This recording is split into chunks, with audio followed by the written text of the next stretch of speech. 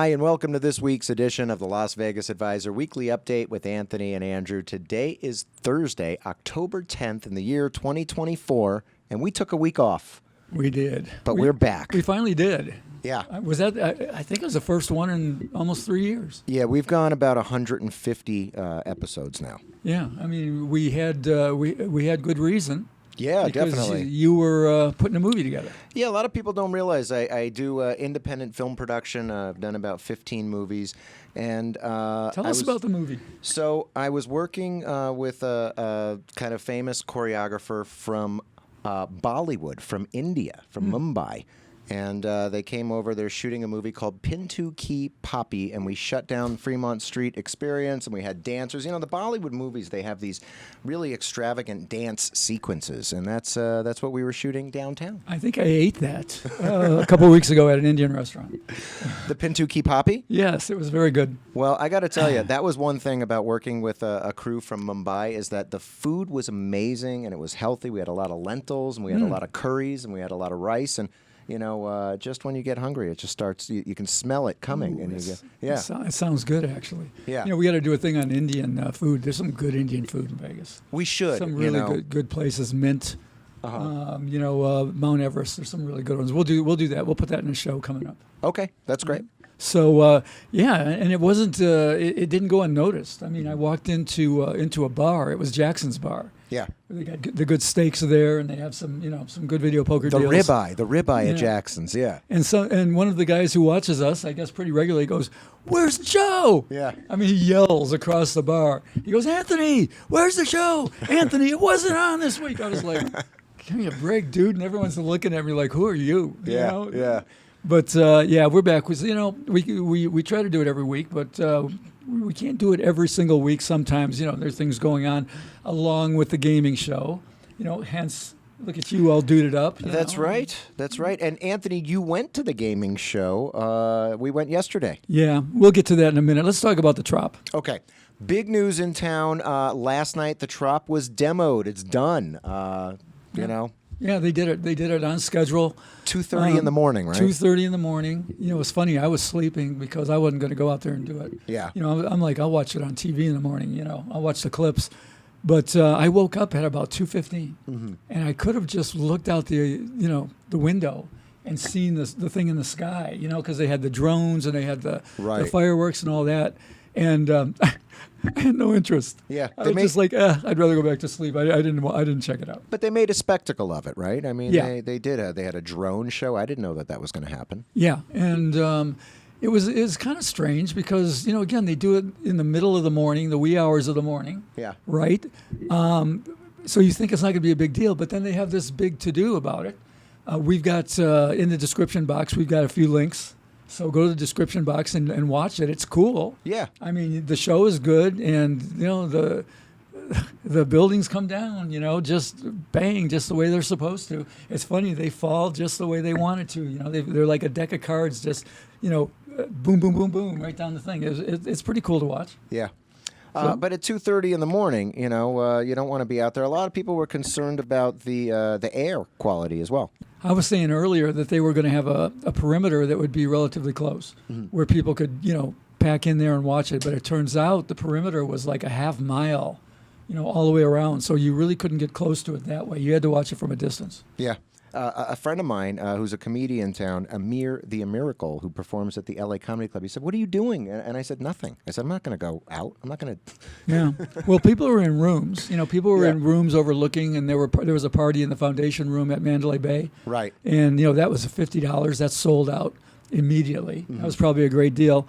You know, for me, it was just like I'll watch it on TV. You know, so and it is good. It's good. You should you know, check the description box and click through a couple of the links, and you'll see what it looked like. It was first one since 2016, Riviera. Yeah. And probably the last one for quite a while. Well, that's what you were saying. There's a lot of casinos on the Strip, and they're not going to be you know, imploded anytime soon. Yeah, who's a candidate? You know, I mean, I thought Mirage was probably the likely candidate, but Mirage is going to be not demoed. You know, it's not going to be demoed. They're going to integrate, you know, integrate everything they're doing into the existing structure. So there's going to be no implosion there. Right. Casino Royale is going to be expanded upon. Yeah, it's too small.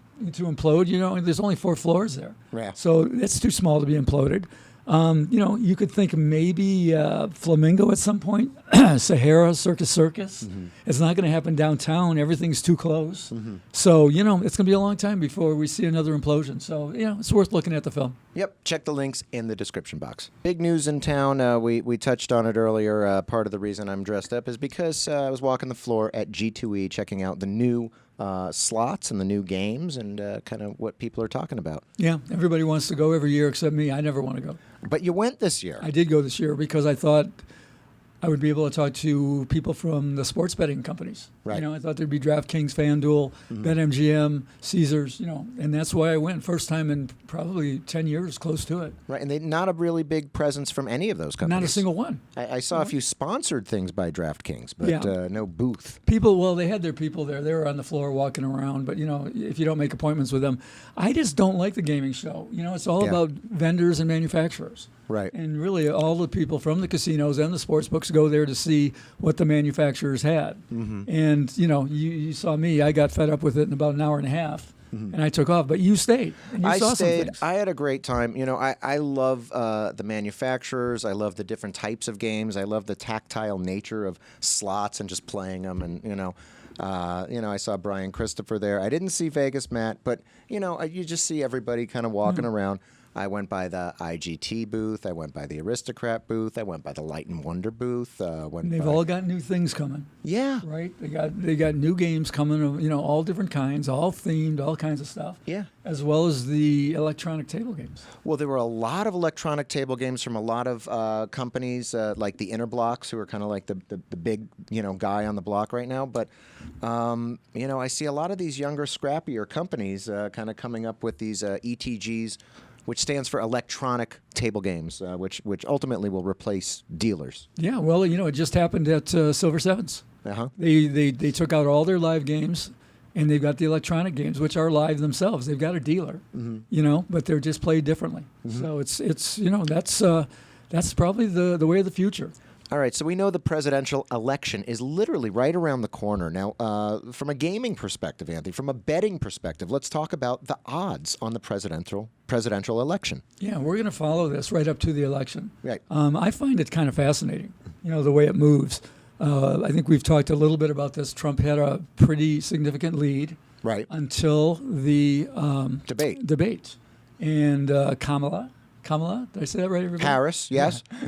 Kamala Harris did a good job in the debate, Yeah. and those odds came down to basically pick 'em. Right. And then Harris took a relatively decent lead, Okay. and now it's interesting to watch. Harris was minus 114, meaning she was the favorite, lay 114 to win 100, Okay. going into the vice presidential debate.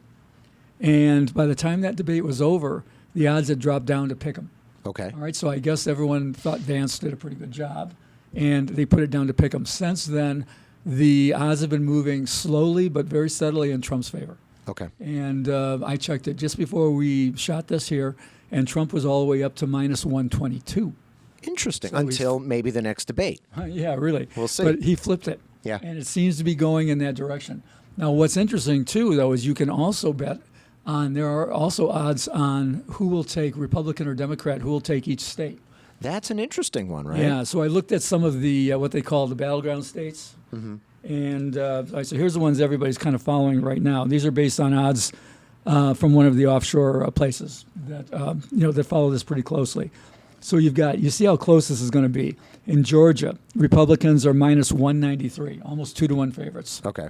All right, Arizona, Republicans again, minus 218. Now, that makes sense. More than 2-1. Wisconsin, Democrats, minus 140. Michigan, Democrat, minus 153. Nevada, Democrat, minus Really? 136. Wow. So you can see That's how a surprise, you right? see how close this is. Yeah. Now, in the big one, the one that a lot of people say is going to decide it, Pennsylvania, which is almost, it's neck and neck. And the Republicans are slight favorites, minus 115 to minus 105. So you can see what's going to happen. We'll continue to update these, as we shoot these right up to the election. And as the lines change, and they'll continue to change. And they'll change. All right. It'll be interesting to see what direction they do and what makes them change. All right, so Anthony, let's do another odds update. What's going on with Survivor, the Circa Survivor competition, the football contest that we talk about every year? Absolute craziness, man. Slaughter, right? I mean, it's been the Survivor slaughter. Every single week, the favorites lose.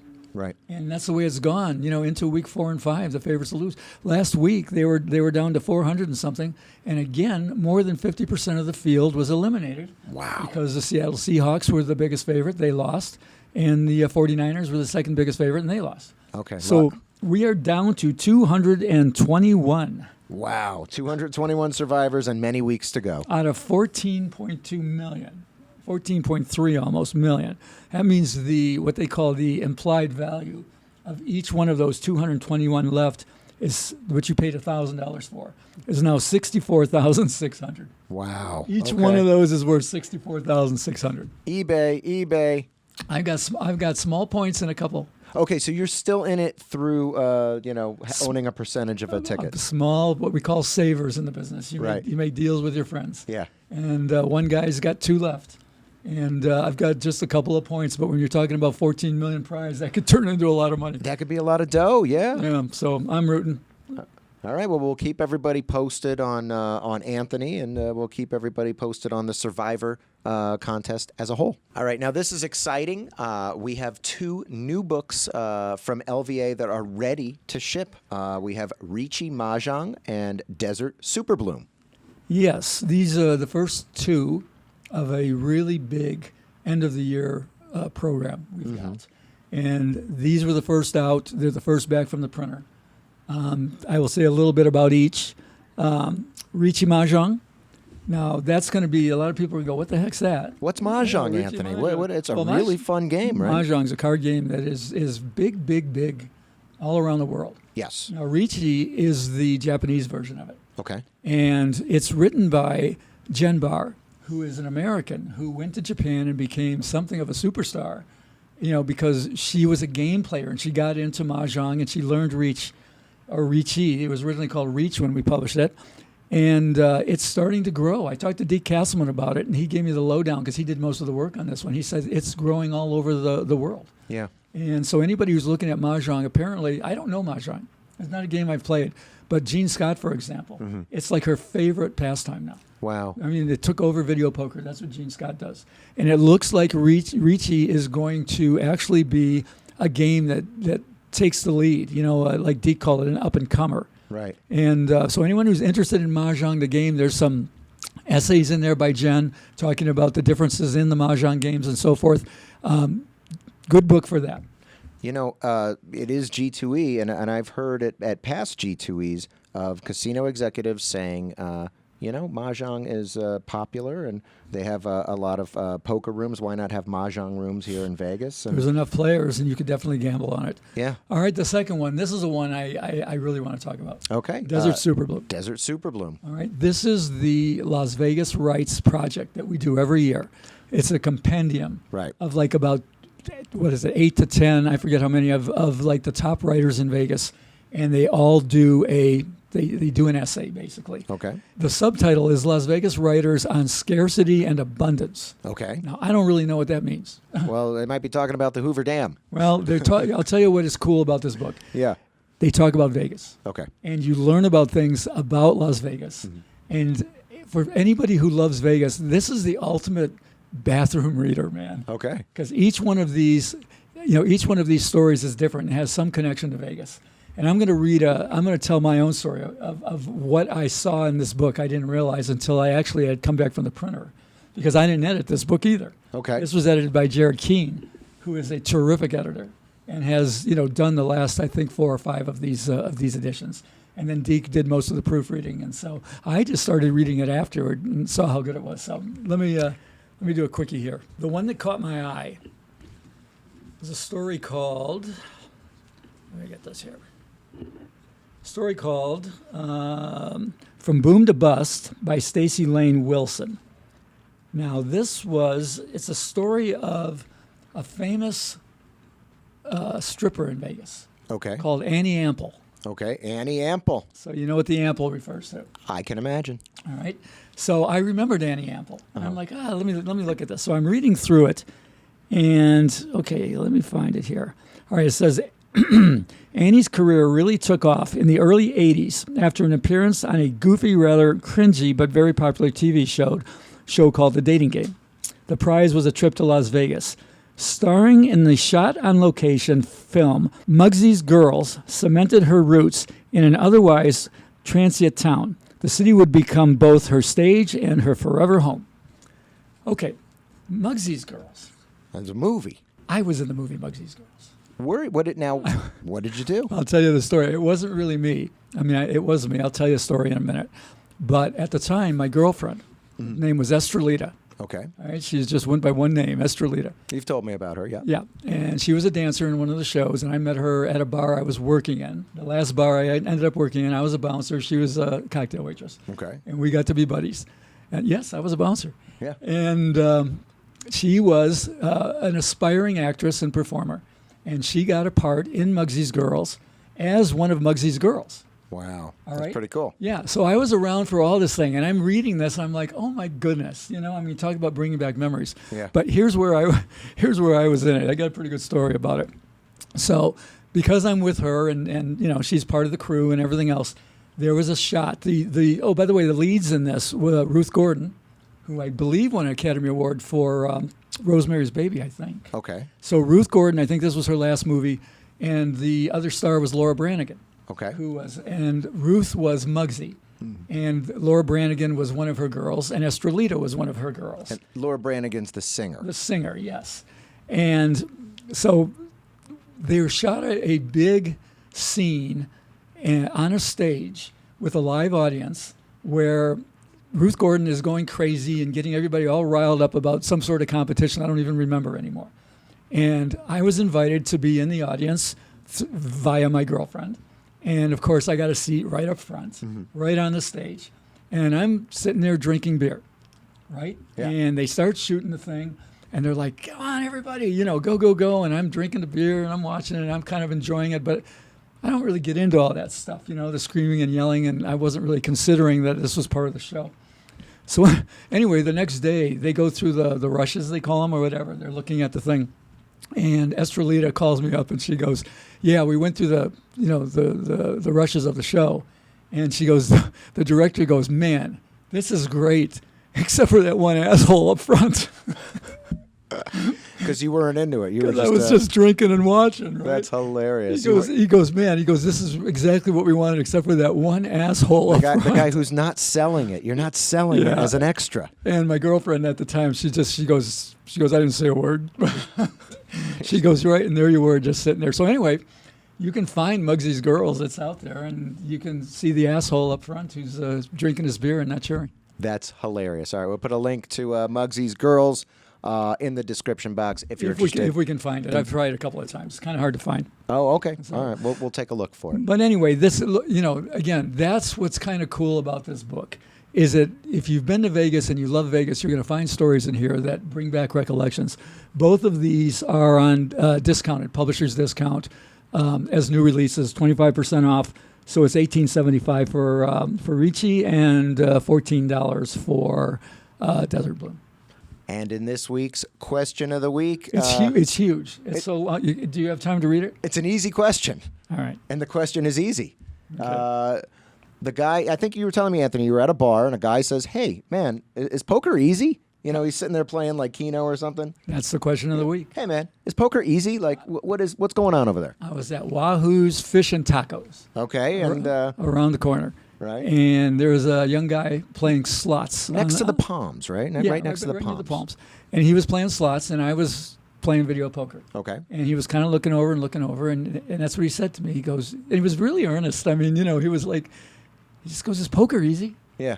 And first, it's interesting because, you would think poker, well, no, poker's a tough game. You got to learn whatever. But when you're in a bar, they call video poker poker. Right. All right. They go, are you playing Keno or poker? That's what they say. So I knew what he was talking about. And I'm like, well, this is an easy answer.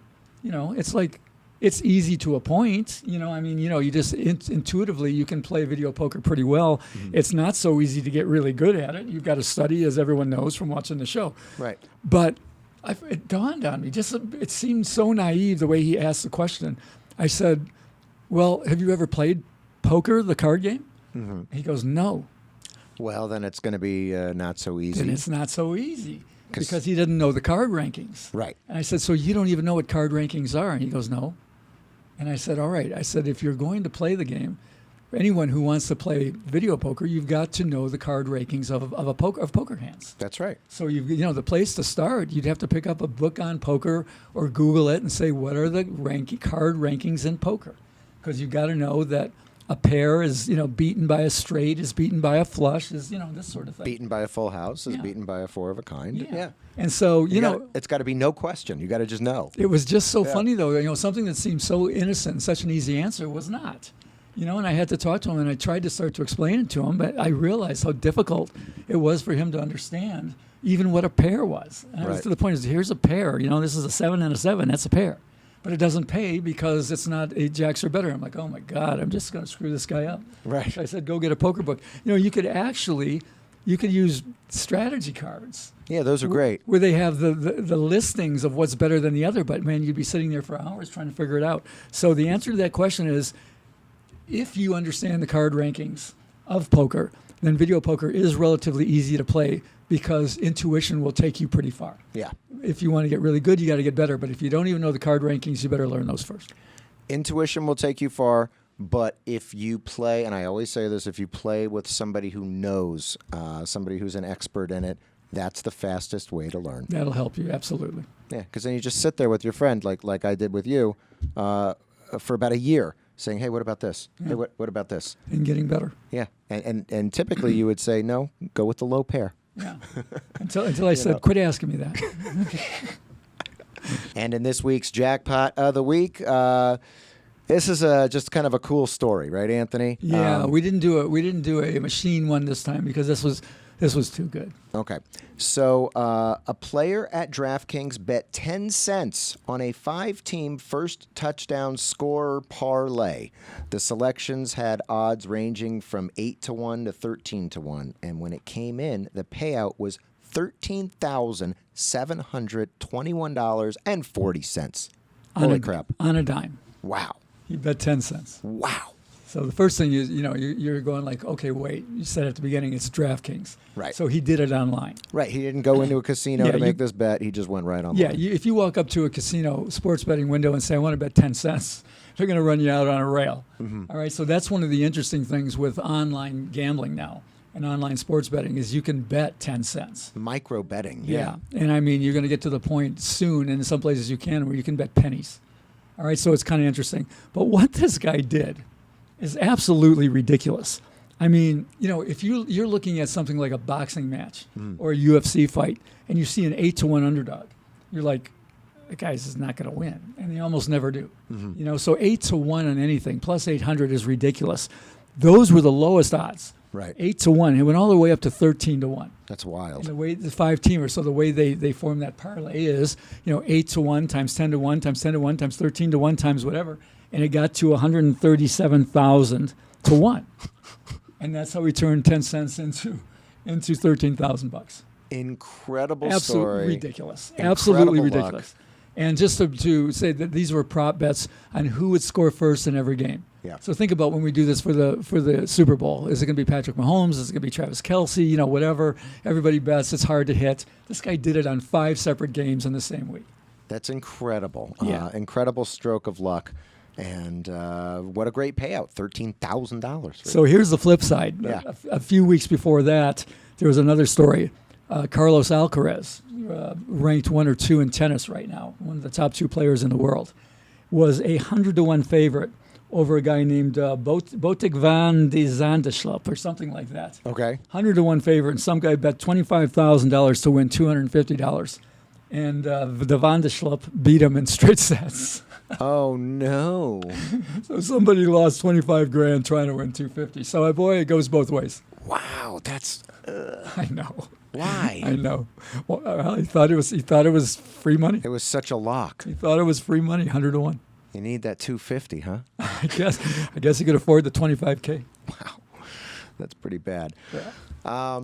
Well, guys, that's it for this week. Thank you for liking, sharing, and subscribing. Thank you for the Yelp reviews. If you use the coupon book, please Yelp about it. Leave a Google review so people know what the coupon book is all about.